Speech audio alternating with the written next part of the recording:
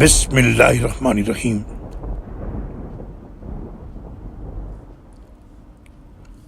اے نبی،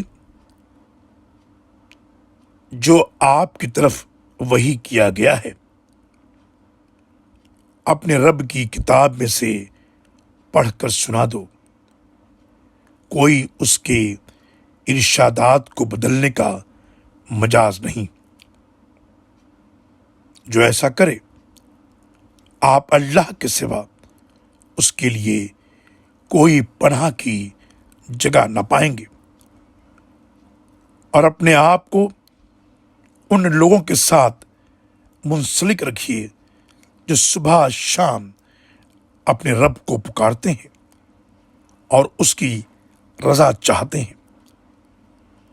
آپ کی آنکھیں ان سے ہٹنے نہ پائیں کہ دنیاوی زندگی کی زینت چاہنے لگیں، نہ ہی اس کی اطاعت کریں جس کا دل ہم نے اپنے ذکر سے غافل کر دیا ہے۔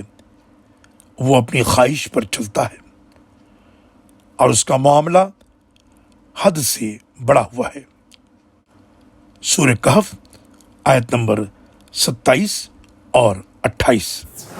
اللہ اکبر اللہ اکبر۔